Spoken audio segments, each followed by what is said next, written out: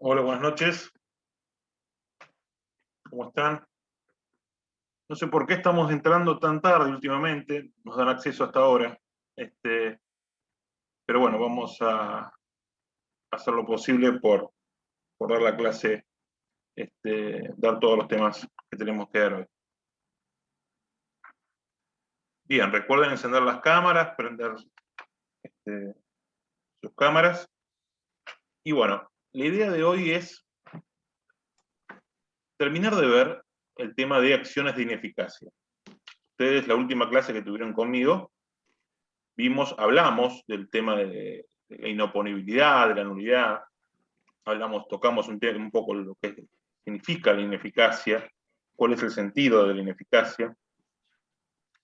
También ahondamos acerca de el periodo de sospecha, para eso tuvimos que hablar, de la fijación de la fecha de inicio del estado de cesación de pagos. Bueno, y ahora le vamos a empezar a encontrar el sentido a todo esto, porque ahora vamos a hablar de las acciones. ¿Y por qué digo que vamos a encontrar el sentido? Bueno, porque los actos que vamos a impugnar a través de estas acciones son actos que van a estar o se van a ver efectuado, más precisamente, dentro del periodo de sospecha.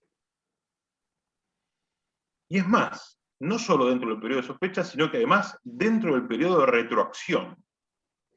¿Recuerdan estos conceptos? Periodo de sospecha como aquel periodo, lo definimos como aquel periodo que transcurre entre la fecha que se fijó como de inicio de cesación de pagos y la fecha de la quiebra. O de la presentación en concurso preventivo si estamos en una quiebra indirecta. ¿Sí? Que no es una quiebra que viene de un concurso. ¿Sí? Un concurso que por algún motivo fracasó y devino en quiebra. ¿Y recuerdan lo que era la retroacción? Yo les había comentado en la clase pasada que la retroacción era el término de 2 años que estaba presente en el artículo 116.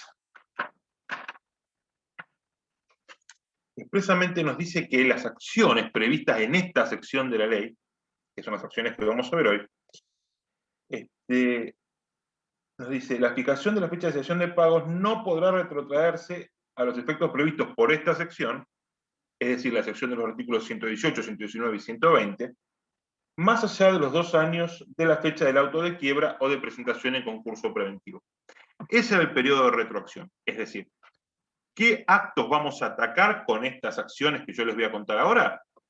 Los actos que se cometieron en un plazo de 2 años. ¿De 2 años contados desde cuándo? Bueno, desde la fecha de la sentencia de quiebra o de la presentación en concurso. ¿Sí? Siempre hacia atrás, por supuesto. Siempre es hacia atrás. Y ese periodo va a ser como máximo. Por supuesto que puede ser menor, como se los comenté en la clase pasada. Bien, dicho esto, es importante que tengamos en cuenta cuáles son los requisitos genéricos o generales, si se quiere, de procedencia de las acciones de ineficacia. Y estos son, en primer lugar, requisito sine qua non, es que estemos en una quiebra. No hay acciones de ineficacia en el concurso preventivo, ¿sí? Sí o sí tenemos que estar en quiebra.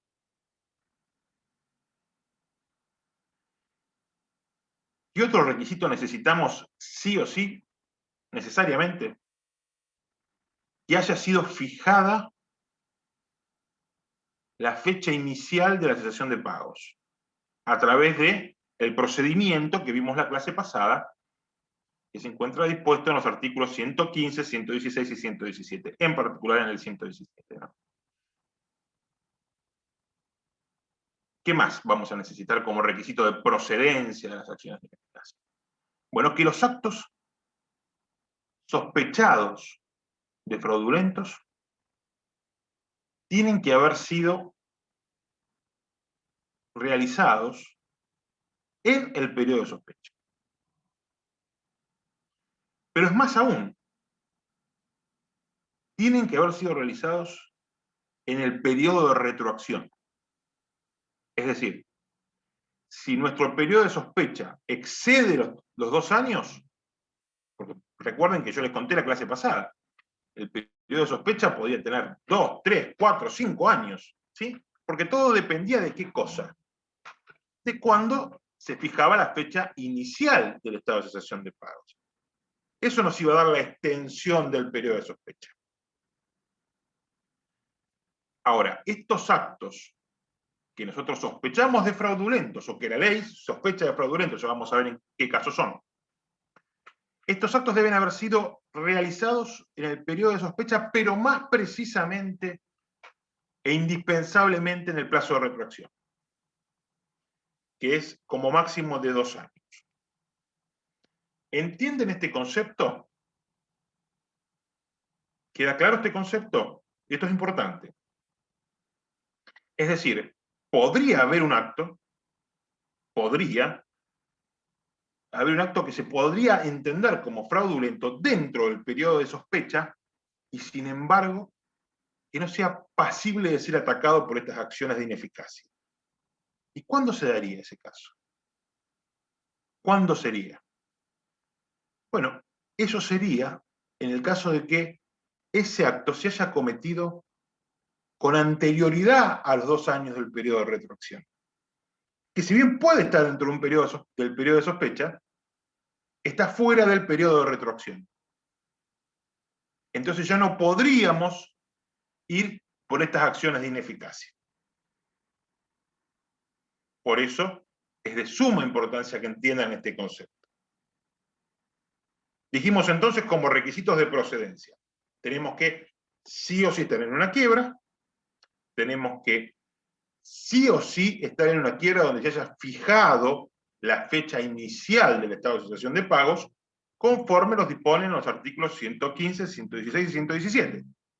A su vez, este acto, que entendemos como fraudulento, debe haber sido efectuado o realizado durante el periodo de sospecha. Y a su vez, necesariamente debe haber sido hecho dentro del periodo de retroacción. Y aparte de todo esto,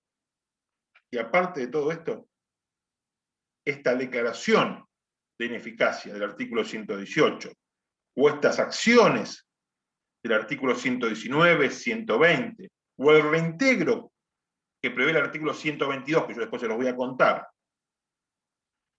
todo esto debe haber sido realizado dentro de los 3 años de haberse decretado la quiebra. Vamos al artículo 124.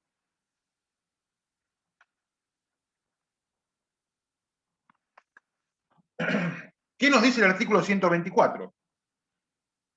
Que la declaración prevista en el artículo 118, que es una ineficacia de pleno derecho, ya lo vamos a ver. La intimación del artículo 122, ¿qué es esto? Es cuando un tercero le paga al acreedor peticionante de la quiebra. Luego, si se decreta la quiebra por el pedido de otro acreedor, se va a entender que lo que se le pagó a quien peticionó esa primera quiebra se pagó en beneficio de todos los acreedores. Entonces va a tener que reintegrar lo recibido. Ahora lo vamos a ver con más detalle. Pero bueno, esa es la idea del artículo 122. Y la interposición de la acción, en el caso de los artículos 119, que es ineficacia por conocimiento del estado de cesación de pagos cuando lo interpone el síndico. Y 120, que es cuando lo interponen los acreedores, dice, caducan a los 3 años contados desde la fecha de la sentencia de quiebra. Es decir, acá tenemos otro requisito de procedencia. ¿Y qué significa esto de que caduca? Que no puede ser interrumpido. Es un plazo que no puede ser ni suspendido ni interrumpido. Porque no estamos hablando de un plazo de prescripción. Estamos hablando de un plazo de caducidad. La caducidad no es susceptible de interrupción ni de suspensión. Por eso es muy importante que entiendan esto. Este es un plazo de caducidad. No se puede ni interrumpir, ni lo podemos suspender, como sí podríamos hacerlo si estuviésemos hablando de un plazo de prescripción. Pero no es así, reitero. No es un plazo de prescripción, sino que es un plazo de caducidad. Bien, dicho esto, y teniendo ya esta idea de estos requisitos de procedencia básicos, ¿sí?, de las acciones de ineficacia, vamos a hablar de aquella que está prevista en el artículo 118. Y el artículo 118 no nos habla precisamente de una acción, ¿sí?, sino de una declaración. ¿Por qué? Porque el artículo 118 nos habla de 3 casos concretos donde se va a entender que si estos actos acontecieron durante este periodo de retroacción, estos actos, estos negocios jurídicos, van a ser ineficaces. Y más precisamente, inoponibles. ¿Recuerdan la clase pasada que yo les conté? Que lo que la ley prefiere siempre dentro de la categoría del género ineficacia es la inoponibilidad. Bueno, acá tenemos el caso. ¿Y por qué es de pleno derecho? Porque si suceden cualquiera de estos 3 actos que yo ahora les voy a contar y los vamos a charlar, no es necesario que haya una acción, un proceso solicitando que se declare la ineficacia. No es necesario, sino que el juez de oficio va a poder decretar la ineficacia. Y si no es de oficio, lo podrá hacer a partir de una denuncia, de un pedido del síndico, de algún acreedor, pero no a través de una acción. No se inicia un incidente, no se inicia un proceso. Si no lo hace el juez oficiosamente, directamente se lo pide, a través de un escrito en el expediente. Se denuncia el hecho, pero no se inicia un proceso, no se inicia una acción. Por eso hablamos de una declaración más que de una acción acá. Acá lo que tenemos es una declaración que hace el juez que dice este acto es ineficaz. Más precisamente, dentro de del género ineficacia, es la especie de la inoponibilidad. Es un acto inoponible a los acreedores. Bien, ¿qué nos dice este artículo 118? Nos dice que son ineficaces respecto de los acreedores, léase son inoponibles respecto de los acreedores, los actos realizados por el deudor en el periodo de sospecha, pero recuerden, no solamente en el periodo de sospecha, sino que también dentro del plazo de retroacción. Porque si no, podrían ser que esté en el periodo de sospecha, pero si pasaron los 2 años, si es antes de los 2 años, ya no cabría esto.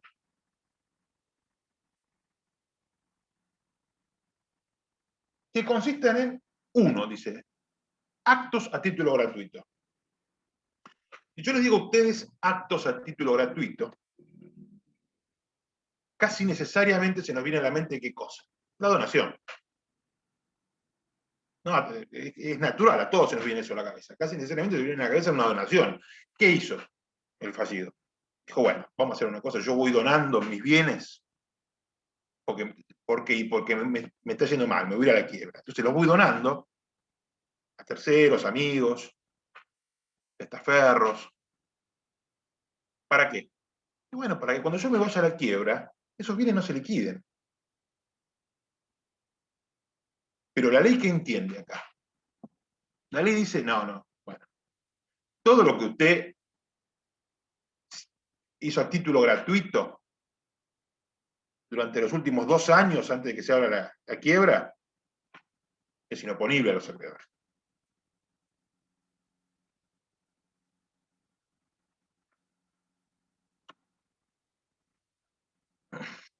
Es inoponible a los acreedores. Ahora, como les decía recién, obviamente se nos viene a la mente la donación como lo más común, pero hay muchos otros actos a título gratuito, que no necesariamente son una donación. podría ser, por ejemplo, una cesión de derechos hereditarios. Una cesión gratuita de derechos hereditarios. Vamos a suponer que a mí me está yendo mal. Y yo sé que me voy a ir a la quiebra. Y de golpe, bueno, heredé la casita de mis viejos. ¿Y qué hago? Y bueno, yo le cedo los derechos a mi hermano. ¿Por qué? Porque si me voy a la quiebra, no queda ese bien incorporado a la quiebra, o ese porcentaje del bien incorporado a la quiebra. O sea, la donación es uno, pero hay otros, excepciones de título gratuito. Otro caso, por ejemplo. Otro supuesto, otro ejemplo. Resulta que yo, como fallido, tengo un juicio iniciado contra un deudor mío. Y decido desistir de la acción. ¿Eso no es un acto a título gratuito, acaso? Si vamos a suponer un juicio ejecutivo, ¿sí? Estoy ejecutando una obligación, un pagaré, no un título. Y voy a ganar el juicio. Y sin embargo, en ese caso, desisto. ¿No es acaso eso, no podría configurarse en eso como un acto a título gratuito? Sí, también. Pero, cuidado con esto. Hasta ahí vamos bien, pero no mucho más. Porque recuerden, y esto quiero que les quede bien claro, porque hay alguna doctrina que va para otro lado, en particular Graciabile, yo sé que muchos de ustedes leen Graciabile, pero les voy a contar cuál es el criterio del doctor Garaguso. El doctor Garaguso entiende, y muchos otros, no es el único, por supuesto, que estos incisos del artículo 118 son taxativos y de interpretación restrictiva. Y recuerden por qué. ¿Qué les conté yo a la clase anterior que tuvieron conmigo? Esto era una sanción. Y las sanciones son por ley. Y las sanciones son de interpretación restrictiva. No lo podemos hacer extensivo a otros supuestos. Bien, ya vimos el inciso primero. ¿Cuál es la lógica de esto? Sencillo.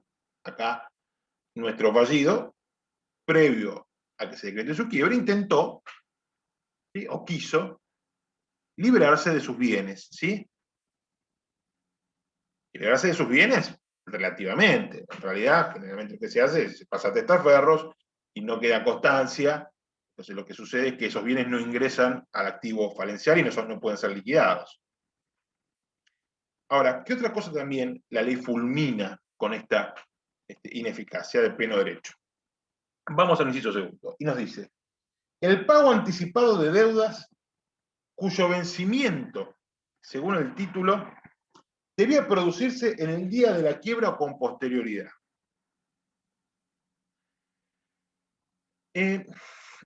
En este supuesto, en este caso, lo que se hace básicamente es violar la par conditio creditor. Es violar la igualdad de los acreedores. Acá, por algún motivo, nuestro fallido quiso favorecer a algún acreedor, porque le pagó antes de que venza, antes de que ingrese a la quiebra, ya sea el día de la quiebra o con posterioridad. ¿Qué hizo ahí? Básicamente, violó la par conditio, violó la igualdad de los acreedores. Por supuesto que esto, a ver, chicos, en la realidad no funciona. El objetivo no es solamente violar la par conditio, es que seguramente este acreedor le podía votar de favor, podía perjudicarlo en el trámite de la quiebra. Seguramente necesita seguir teniendo algún tipo de relación comercial por fuera de la quiebra con este acreedor, entonces le pagó antes. O sea, por algo lo benefició. Nadie beneficia por nada, ¿sí? O solamente porque, bueno, te elijo a vos para violar la par conditio. No, seguramente hay otras cuestiones de fondo. Pero vamos a suponer que nuestro fallido ya no tiene con qué pagar porque no tiene liquidez. ¿Qué puede hacer? Bueno, vamos al inciso tercero. ¿Qué nos dice? Que va a ser ineficaz de pleno derecho la constitución de hipoteca o prenda, o cualquier preferencia de efecto de obligación, escuchen esto, no vencida, una obligación que no estaba en mora, que originariamente no tenía esa garantía. ¿Y para qué le doy yo a un acreedor? ¿Para qué constituye una prenda, una hipoteca, respecto a una obligación no vencida? ¿Para qué lo hago? Para que cobre primero. Exactamente. Para que cobre primero. ¿Y por qué? Bueno, acá volvemos a lo mismo, hablábamos hoy. Por algo le damos un beneficio así a un acreedor, ¿sí? Y acá obviamente también hay una violación a la par condicio, porque es una obligación no vencida. Es una obligación que no estaba en mora. Simplemente que, en vez de pagarle y de ese modo no hacerlo ingresar a la quiebra, lo hacemos ingresar, pero con un trámite preferencial. Le damos la posibilidad de un trato preferencial. Ahora bien, como les dije hoy, en todos estos casos no es necesario que se promueva un juicio, un proceso, una acción. Acá el juez lo va a declarar de pleno derecho. Y si no lo hace el juez de oficio, el acreedor, el síndico, se lo puede pedir, pero no a través de un incidente ni de una acción. ¿Sí? Quiero que esto quede bien claro. El artículo específicamente nos lo dice. Nos dice que la declaración de ineficacia se pronuncia sin necesidad de acción o petición expresa y sin tramitación. Eso nos dice específicamente el artículo. Ahora bien, una vez que el juez declara la ineficacia, la inoponibilidad, específicamente, de algún acto, de alguno de estos actos. Doctor, ¿le Sí, puedo hacer una consulta? sí, por supuesto. Sí. ¿Qué pasaría si, por ejemplo,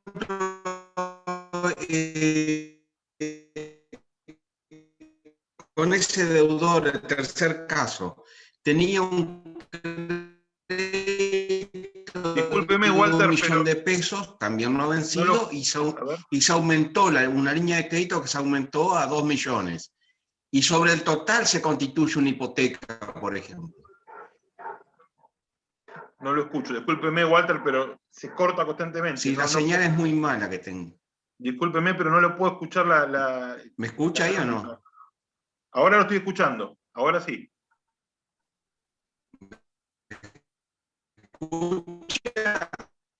Discúlpeme, Walter, pero vuelvo a no escucharlo. No puedo escuchar su pregunta. Si usted me lo puede escribir en el chat, yo lo puedo leer y le contesto, no hay problema, pero no tengo forma de escucharlo, no lo puedo escuchar.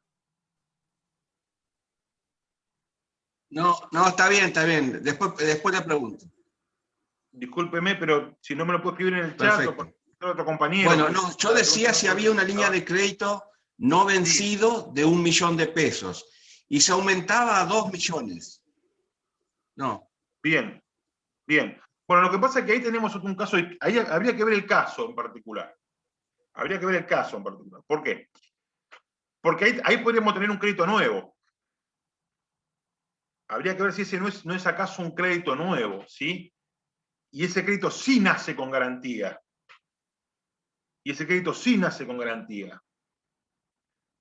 Por eso, a ver, yo entiendo su pregunta. Usted me dice, usted tenía un crédito por 1 millón, lo está pagando y le dan un crédito por 2 millones. Pero para darle 2 millones necesitan la garantía. Bueno, pero ahí estábamos hablando de una innovación, estamos hablando de un nuevo crédito. Y ese crédito sí nació, ya nace con esa garantía. Que no es este caso, acá el crédito nació sin garantía.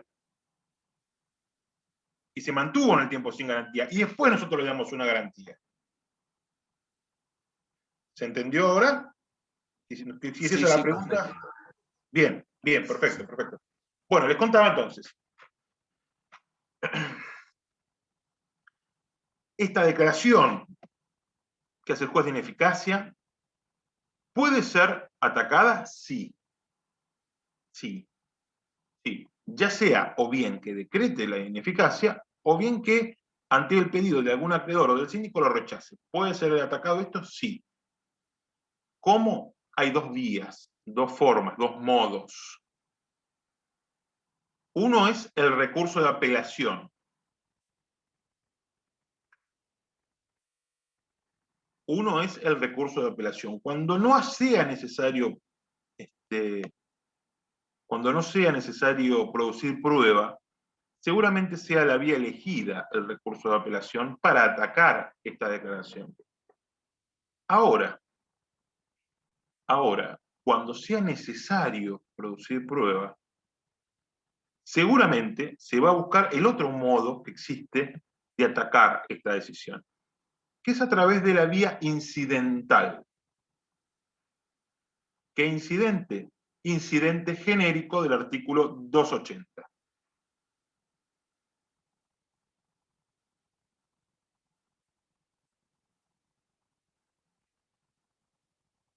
Incidente genérico del artículo 280. ¿Cuándo puede ser útil? ¿Recuerdan cuando yo les comenté la clase anterior que tuvieron conmigo que cuando fijamos la fecha inicial del estado de asociación de pagos, si el tercero que contrató con el fallido intervino en este incidente de fijación, esa fecha que se fijó como de inicio de la cesación de pagos iba a ser cosa juzgada para él. Esto está en el artículo 115. Ahora, no iba a ser así, iba a admitir prueba en contrario si este tercero no intervino en este incidente, que es lo más común, que no haya intervenido. Bueno, en ese caso, este tercero, ¿qué va a hacer? ¿Va a apelar o directamente va a plantear un incidente para intentar demostrar, por ejemplo, que el acto que se pretende o que se declaró ineficaz no estaba dentro del periodo de sospecha? Probablemente vaya por la vía del incidente, porque aquí va a poder probar, va a tener la posibilidad de ofrecer prueba. Lo mismo si, por ejemplo, dice, no, miren, en realidad se asentó que el acto era gratuito, pero no fue gratuito. Yo le pagué y acá tengo recibo, acá tengo con qué demostrarlo, acá tengo... Bueno, vos ahí vas a tener que probar. Y para probar, en la apelación no lo vas a poder hacer. Entonces, ¿qué vamos a plantear? Un incidente. Un incidente es del 280. ¿Bien? ¿Quedó claro el 118? ¿Entendió? Es bastante simple. ¿Sí? Recuerden que el criterio del doctor Garaguso es que el 118 nos da un números clausus, ¿sí? Es decir, casos taxativos. Porque ustedes van a leer seguramente en Graciabile otra cosa. Yo les quiero dejar bien claro esto. El criterio del doctor Garaguso es este. Bien. Ahora nos vamos a ir al artículo 119. Nos vamos a ir al artículo 119. Y como, le hago una pregunta. A ver, sí, Mauro, sí. ¿Cuál sería alguno de los supuestos que para Garaguso no entra? Por ejemplo, mira, Graciabile dice que en el caso de venta a precio vil, ¿sabés lo que es venta a precio vil? Cuando vos vendés algo por mucho menos de lo que vale. ¿Sí? Eso también podría entenderse como un acto a título gratuito. Y no. Eso le iba a preguntar yo en qué, o sea, en qué artículo entraba, porque es como que también, o sea, le estás haciendo a propósito. Bueno, Si no habría que entraba ver. en este, o sea, ¿en dónde entra? Bueno, a ver. En principio, por lo menos también ese criterio de. Yo conozco al doctor Guillermo Garaguso. Esto entra en el 119. ¿Sí? O sea, la venta a precio vil entra en el, precio, en el 119, no en el 118. ¿Sí? Porque 118 es una sanción de nulidad que tiene que ser de nulidad, de ineficacia, de inoponibilidad, que tiene que ser absolutamente clara. ¿Sí? No puede dar lugar a interpretación. Para eso, si vamos a interpretar, nos tenemos que ir al 119. Y recuerden, algo que yo les comenté hoy, y la clase pasada también, estos son sanciones, y como tales, no se pueden hacer extensivas. ¿Sí? No puedo hacer extensivo la interpretación. Por eso, la venta a un precio vil, entiendo yo, el doctor Garaguso sé que también, es un caso del 119, que es otra cosa. ¿Sí? Mauro, ¿bien también? Bueno. Sí, bárbaro. Vamos al artículo 119 entonces. Les hago un pequeño preámbulo del tema del 119. El 119 ya sí estamos hablando de acciones. En el 119 ya hablamos de un proceso que se inicia con la finalidad de decretar la ineficacia de un acto. Tal vez la declaración de la que hablábamos hoy en el 118. Tanto el 119 como el 120 son acciones que se inician y se dirigen a decretar la ineficacia de un determinado acto. ¿Qué acto? Fíjense cómo comienza el 119.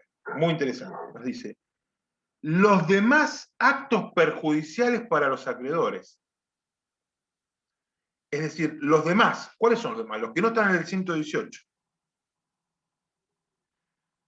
Todos los demás actos perjudiciales para los acreedores van por el 119. Y acá está también la explicación de lo que hablábamos recién. Creo que con vos, Julieta. Acá también está esa explicación. Todos los demás actos van por el 119. Actos perjudiciales. ¿Y por qué va a ser perjudicial? A ver, si yo te vendí algo y vos me pagaste lo que correspondía, ¿por qué va a ser perjudicial para el acreedor? ¿Dónde está el perjuicio? Va a ser perjudicial si yo vendí algo a precio vil. Va a ser perjudicial si yo constituí una garantía sin ninguna contraprestación. Eso va a ser perjudicial. Bien. Y les comento, que les decía que les iba a hacer un pequeño preámbulo, pero no me quiero extender mucho en esto porque no tiene mucho sentido, pero me parece que quiero que les quede clara una cosa. Esa interpretación mayoritaria, entre ellos el doctor Baraguso, que el legislador, la intención del legislador es que no se promuevan acciones de ineficacia. O que se promuevan la menor cantidad posible de acciones de ineficacia. Por eso las acciones de ineficacia están,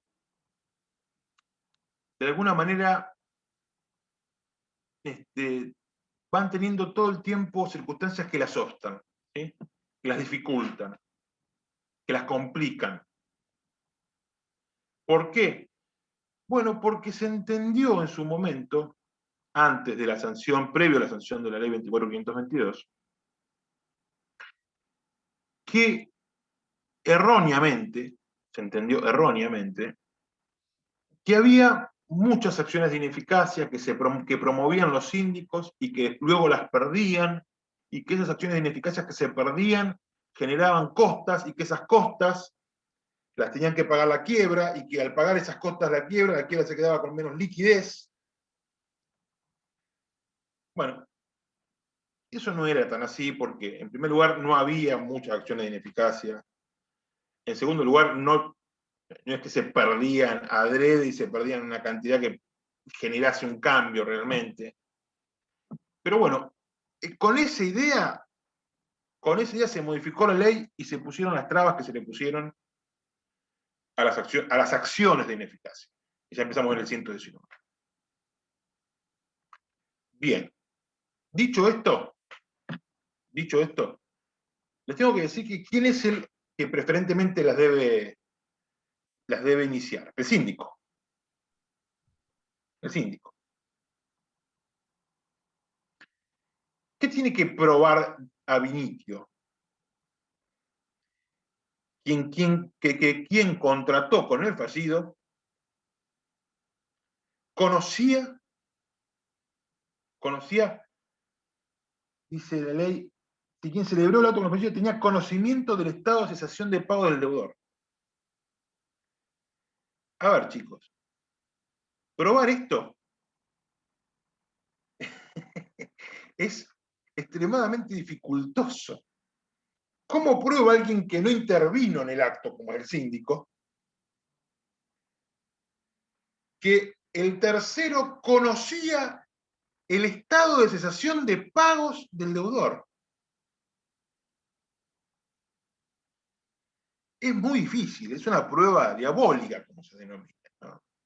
Se dice que a través de la prueba indiciaria, a través de indicios numerosos, graves y concordantes que creen una presunción judicial, podríamos probar esto, cosa que es complicadísima. Complicadísima. Porque recuerden que acá tenemos que tener todo lo anterior también, ¿eh? Este acto debe haber sido cometido dentro del plazo de retroacción, en una quiebra, dentro del plazo de retroacción. Tenemos que haber iniciado la acción dentro del término de los 3 años de caducidad. Aparte tenemos que probar que este tercero conocía que el fallido estaba en esta situación de pagos en ese momento. Pues recuerden que no estaba en quiebra todavía. Este es un acto que se cometió entre la quiebra 2 años antes. O sea, 2 años antes que se decrete la quiebra. Realmente es muy difícil probar esto. Ahora bien, encima de esto, si este tercero acredita que el acto no causó perjuicio,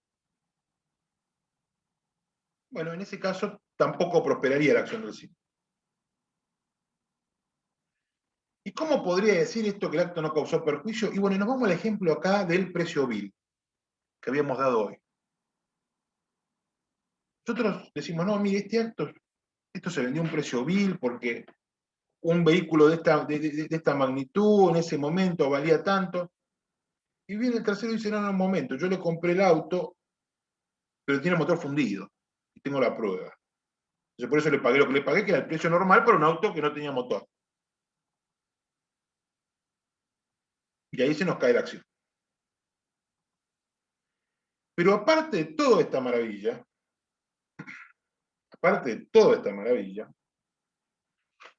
ustedes se van a preguntar, ¿ante quién planteamos la ineficacia esta?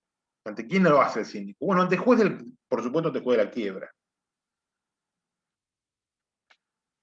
¿Qué nos dice la ley? Que se va a hacer por un juicio ordinario, ¿sí? Un juicio de conocimiento. Por vía ordinaria, nos dice la ley específicamente. Salvo que las partes se pongan de acuerdo y opten a hacerlo por incidente. ¿Ustedes se imaginan que el síndico se ponga de acuerdo con el tercero que contrató con el fallido para hacerlo por incidente? Bueno, es un caso de libro nomás, porque no existe, ¿sí? Esto va por vía ordinaria. Pregunta. Sí, dime. Mientras tramita por vía ordinaria, ¿qué pasa con la quiebra mientras tanto? ¿Se Sigue. suspende? No, o... acá no se detiene nada, Lucía. Esto sigue, bien. y si entran bienes, es más, si entran bienes después de que se liquiden todos los demás bienes, se van a liquidar aparte. Porque Y puede esto, ser que vos porque sigas justo, con la quiebra y se liquiden todos los bienes que vos tenés desapoderados. claro, Pues si entra algún porque otro, esto también se liquida. No, porque esto lo había pensado, justo estaba estudiando extensión, que también se realiza un juicio Es lo ordinario, y mi mismo. duda también era esa, sí. ¿Es lo mismo? Perfecto. Claro. Todo lo que entre después va a ser pasible de una... A ver, lógicamente, como esto va a demorar tiempo, lo que pasa es que va a depender siempre de cada caso particular. Porque, a ver, hay quiebras que capaz que en 4 años, 5 las liquidaste, y hay quiebras que estás 20 años para liquidarlas. Entonces va a depender mucho del caso particular.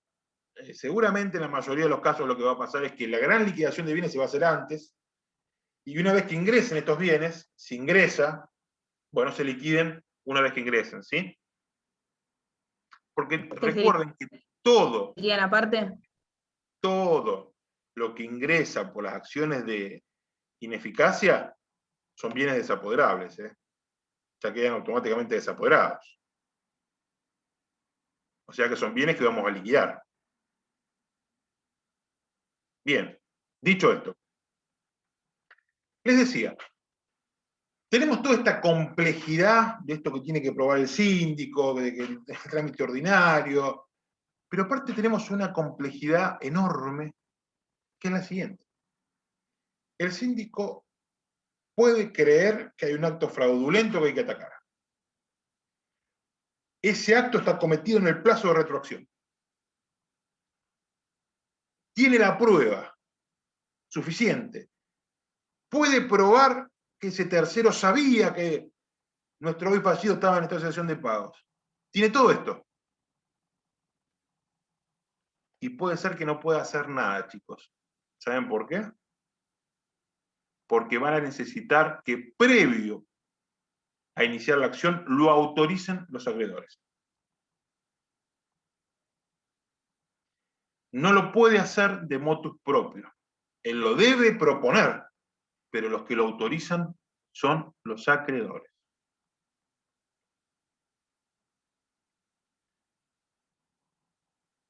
Fíjense que la ley nos dice... Sí, pero ¿y en qué caso no te autorizaría un acreedor a que un bien entre al patrimonio para que luego se liquide? ¡Oh! En un montón de casos, porque vas a tener muchos problemas. En primer lugar, porque la ley está hecha para que como síndico te generes un montón de inconvenientes. Mirá, y ahora vas a ir viendo. ¿Qué nos dice la ley? La acción es ejercida por el síndico. Está sujeta a autorización previa de la mayoría, escuchen bien, de la mayoría simple del capital quirografario verificado y declarado admisible. A ver, empecemos con esto. ¿La ley nos dice cómo tiene que hacer el síndico para pedir estas autorizaciones? No. ¿Ustedes saben cómo se conforma una mayoría simple de capital? Si no lo saben, no se 50%. preocupen, porque nadie lo sabe. Nadie. Si ustedes no lo saben, no se preocupen porque no lo sabe nadie. ¿Por qué? A ver, cuando yo hablo de una mayoría absoluta, todos sabemos de lo que hablo. Es de un total, yo tengo más de la mitad. ¿Ahí qué tengo? Una mayoría Absoluta. absoluta, claramente. Ahora, para tener una mayoría simple, yo necesariamente tengo que tener una minoría. Es decir, en este caso particular, tengo que tener acreedores que me digan que sí y acreedores que me digan que no. Si no, ¿cómo llego a una mayoría simple? Es un sinsentido. Es un sinsentido de la ley. Entonces, bueno, ¿qué hay que hacer? Bueno, la jurisprudencia tuvo que salir a... Bueno, vamos a ver cómo podemos hacer que esto se aplique. ¿Cómo podemos hacer que esto se aplique? ¿Y qué se dijo? Bueno, hagamos lo siguiente. En algún caso se dijo, hagamos una audiencia. Citemos a los acreedores que tenemos audiencia. Y ahí les preguntamos, señores, ¿quieren que se inicie una acción en tales condiciones? Se vota. Y ahí sí podemos llegar a tener, conociendo el capital de cada uno de los acreedores, la existencia de algún tipo de mayoría. Por supuesto que esta es una solución, pero no fue la solución más usada porque es bastante complejo. Ustedes imagínense un tipo, perdónenme la expresión, ¿no? A una persona a que le deben dinero, no tiene más ganas de venir al juzgado. ¿Sí? No quiere ya, o sea, quiere cobrar, pero no quiere hacer todo este tipo de cosas. Lo digo por experiencia. Trabajo en la justicia hace 15 años. El acreedor no quiere saber nada. Por eso no funcionan los comités de acreedores, por ejemplo.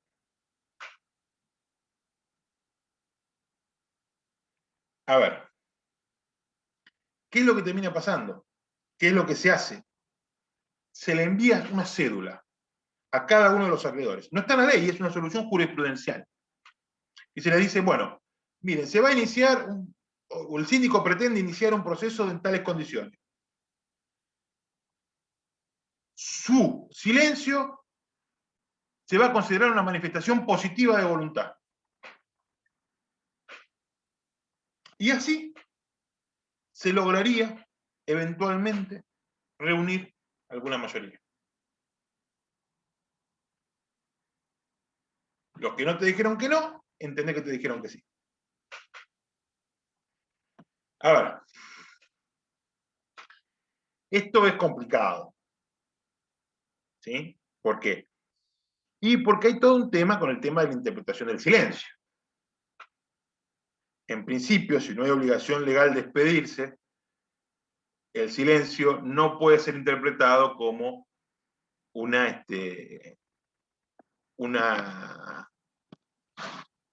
expresión positiva de la voluntad. Pero bueno, es una solución. Hay autores que entienden que esto no es posible y que está mal. Otros autores, como el doctor Guillermo Garaguso, entienden que está bien, que debe hacerse así, que es correcto y que es la única forma de hacer que el sistema funcione. Y como ejemplos da, por ejemplo, el doctor Garaguso como ejemplo siempre da el de la confesional. Dice, bueno, cuando uno no va a una confesional, se decreta la confesión ficta y se entiende que fue positiva cada una de las posiciones de la confesión ficta. Pero bueno, les vuelvo a repetir. Esto es la forma en que, en los muy poquitos casos que hay acciones de ineficacia concursal, porque esta es la famosa acción de ineficacia concursal o de revocatoria concursal, también la van a encontrar así, se hace de esta manera, o se ha hecho de este modo. ¿Sí? Esta acción, por otra parte, tiene un plazo de perención o de caducidad a distancia, si quiere, ¿sí? Es un plazo en este caso de caducidad a distancia, de 6 meses. Es decir, una vez que se inicia. ¿Está bien? Recuerden, no confundan los plazos de caducidad. Tenemos un plazo de caducidad que es el del 124, que es para iniciar la acción. ¿Recuerdan? Ese es de 3 años.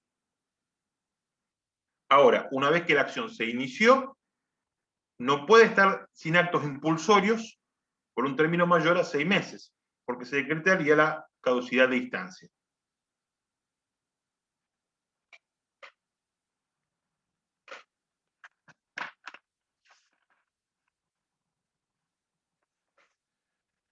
Bien. Dicho esto, ¿entendieron el supuesto que les conté recién? ¿Sí? ¿Alguna pregunta? Bien. Ahora, ¿qué pasa si el síndico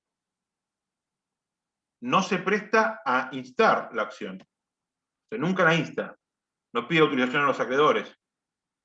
¿Un acreedor podría hacerlo? Sí, sí, vamos al 120. Pero previamente, va a tener que intimar al síndico a que lo haga. Va a tener que intimar judicialmente al síndico a que lo haga. Y si el síndico no lo hace, o si el síndico no puede obtener la autorización para hacerlo, porque también puede pasar, donde en este caso no tendría responsabilidad, o sea, simplemente los acreedores no le dieron autorización. Este acreedor, luego de transcurrido estos 30 días, va a poder iniciar la acción. Pero recuerden lo que yo les contaba hoy como preámbulo hasta el artículo 119. El legislador ha intentado poner frenos a esta acción. Fíjense que el artículo 120 dispone que este acreedor no va a poder solicitar el beneficio de litigar sin gasto.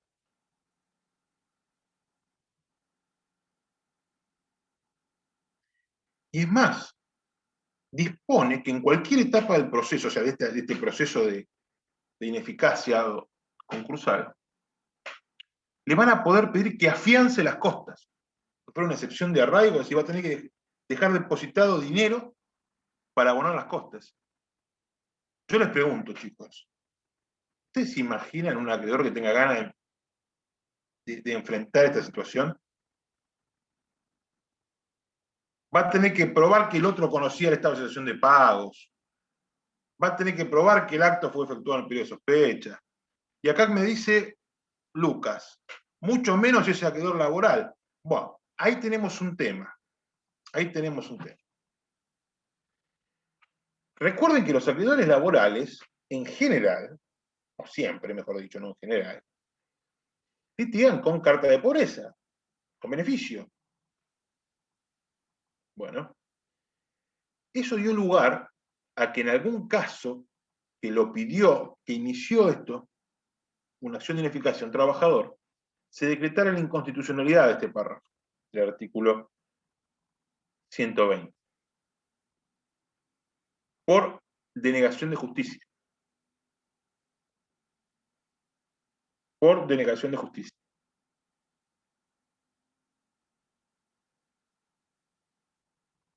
Bien.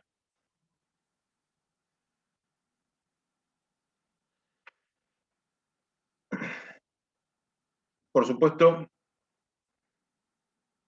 que si este acreedor no deposita esta suma para cautelar las costas, ¿no?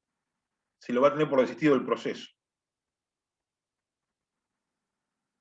Es decir, se dan cuenta, esto que yo les comentaba, es una situación extremadamente compleja, por eso es muy poquita, yo he visto algunas, pero casi no hay de este tipo de acciones. Porque ninguna, la que vi fue por el síndico he visto un par, 2 o 3 he visto, pero por acreedor creo que vi una sola. Es muy raro, es realmente muy raro. Por esto mismo, porque nadie quiere entrar en esta cuestión. Está llena de complejidades.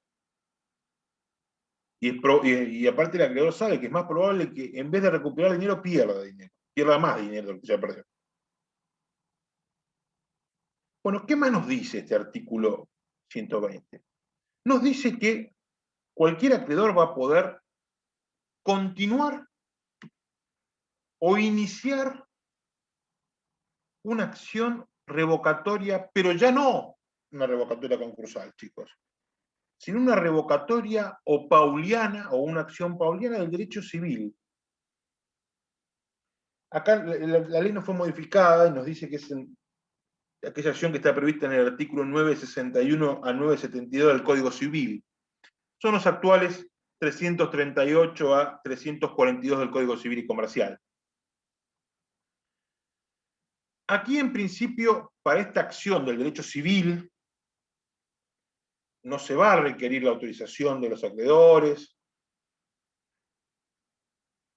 pero hay otro problema acá, que es que esta acción solamente puede ser intentada por un acreedor anterior al acto que se impugna. Recuerden que como requisito básico de la acción pauliana del derecho civil, quien impugna un acto, quien lo tacha de fraudulento, debe ser un acreedor anterior a ese acto. Debe ser un acreedor anterior a ese acto. Bueno, eso nos va a dificultar las cosas acá, para poder hacer este tipo de acción en un proceso concursal. Porque generalmente los acreedores van a ser, en el derecho concursal, van a ser posteriores al acto. Van a tener créditos de causa o título posterior. Por eso prácticamente no se ve este tipo de acción. Tampoco. Bien. Ahora, ¿qué pasa si se inicia esta acción por un acreedor, si el acreedor intimó al síndico, si depositó las sumas cautelares y logró recuperar un bien? obviamente que, bueno, algo le tenemos que dar. Algo le tenemos que dar. ¿Qué nos dice el artículo 120? Bueno, en primer lugar le pagamos los gastos, menos mal, ¿no? En primer lugar, la quiebra se va a hacer cargo de los gastos que conllevó la acción. Pero también se le va a dar algo que se denomina preferencia especial asistemática. Preferencia especial asistemática.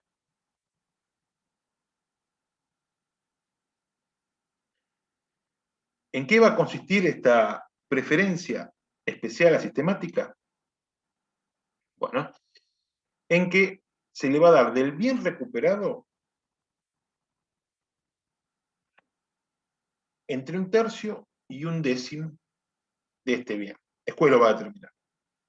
¿De qué? Del valor de liquidación del bien, ¿eh?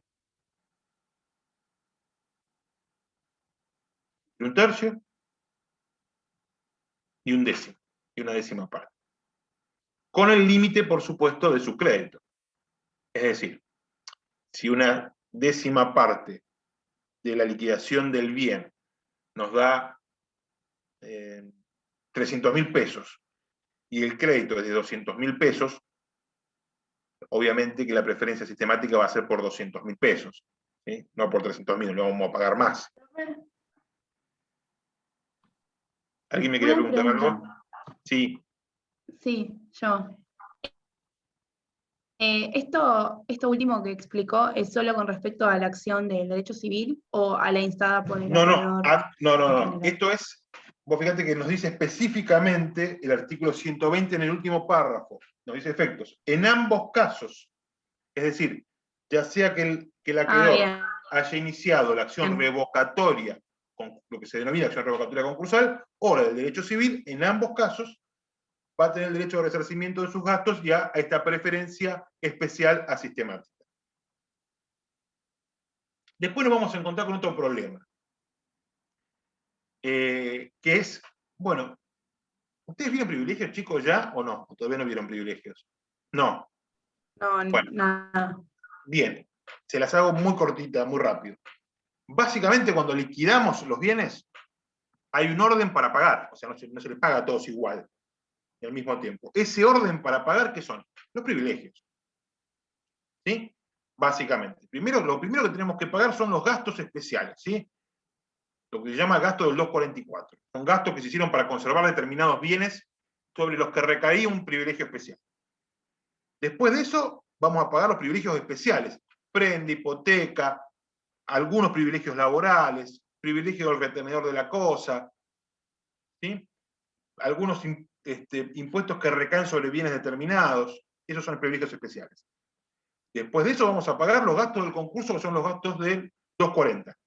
Después vamos a pagar los privilegios generales, y una vez que terminamos con todo eso, vamos a los quirografarios. Es un poco más largo, pero en resumidas cuentas es esto. El problema de las preferencias especiales sistemáticas es que la ley no nos dice dónde lo ubicamos. Es decir, esta preferencia se paga con los privilegios generales, se paga con los privilegios especiales, antes, después, cuándo, cómo. Nada dice la ley. Se ha interpretado doctrinariamente. La doctora Julia Villanueva habla bastante del tema en su libro de privilegios y nos dice que, bueno, que ella entiende que esta preferencia sistemática debe pagarse justo después de los gastos del artículo 244, es decir, con prioridad a los privilegios especiales. Salvo, dice la doctora Villanueva, que estos privilegios especiales tengan o provengan de una garantía real. Salvo en ese caso, en todos los demás casos se paga antes que los privilegios especiales.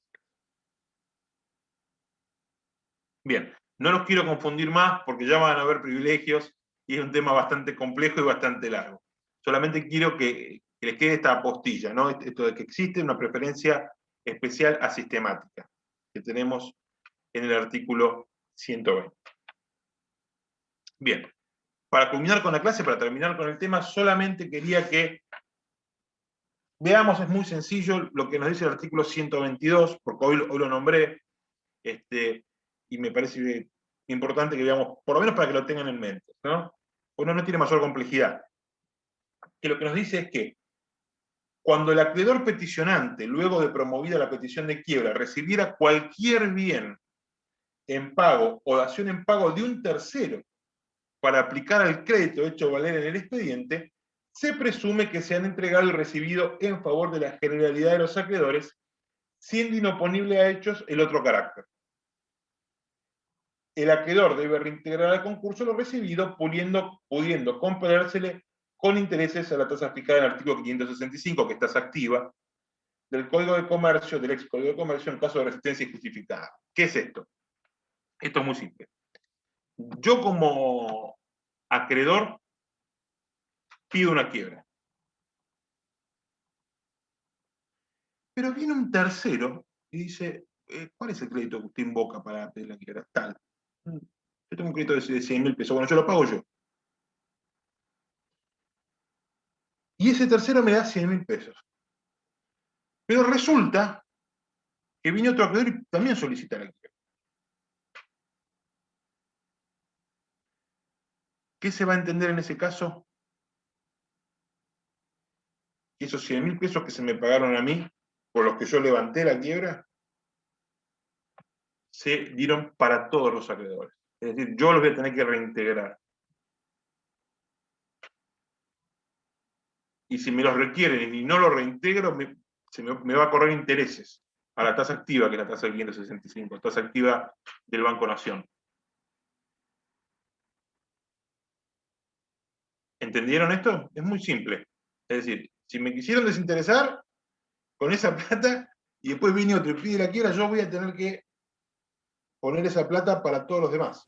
¿Y cuánto es el tiempo que tengo para poder esperar a que venga otro acreedor? 2 para que años. no me pase eso. 2 años. Okay. 2 años. Volvemos a lo mismo. Durante 2 años tengo que tener la plata guardada. Por eso. Es complicado. Es complicado. Es complicado. A ver, tampoco algo que se dé habitualmente, ¿no? ¿Y cómo sabría el juez que vino alguien y me pagó? Bueno, esa es otra cuestión. Esa es otra cuestión. Pero yo pedí la quiebra en algún momento. Claro, Se pero levantó. bueno, después la levantaste y vos cuando levantás la quiebra no tenés que explicar por qué lo haces, ¿o sí? No, en principio no. Bueno, por eso, a ver, esto es algo que en la práctica pasa muchísimo, en el expediente no se ve reflejado nunca. A ver, en la práctica pasa mucho. A ver, chicos, ¿la realidad cuál es? En muchos casos se pide la quiebra ¿para qué? Para presionar a algún deudor que nos pague, para que nos pague. Sí, una forma extorsiva.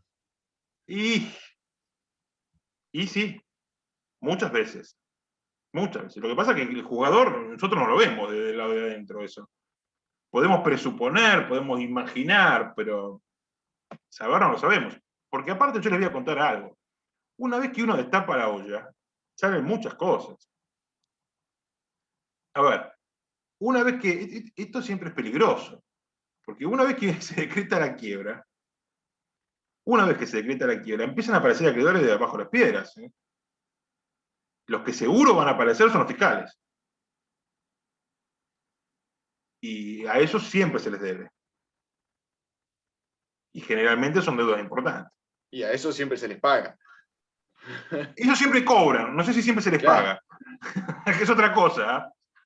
Esa es otra cosa. Ellos siempre cobran, no siempre se les paga. Y hay que ver cómo se les paga y cuándo se les paga. Miren el caso Correo Argentino. Por eso. O sea, es un poco relativo siempre, ¿no? Generalmente sabe quién les paga, Doña Rosa. Las grandes empresas se manejan de otra manera. Lamentablemente, esa es la realidad. Bueno, ¿alguna otra consulta? Si no me esperan un segundo, les voy a sacar. Los acreedores podrían intimar al síndico para que prosiga la revocatoria concursal una vez iniciada y que no caduque la instancia. Mirá, yo creo que podría hacerse, no es obligatorio para el síndico, lo que pasa es que el síndico podría ser pasible de una sanción. Es más, podría ser pasible de una remoción si le caduca la instancia. No sé si con esto se entendió el concepto.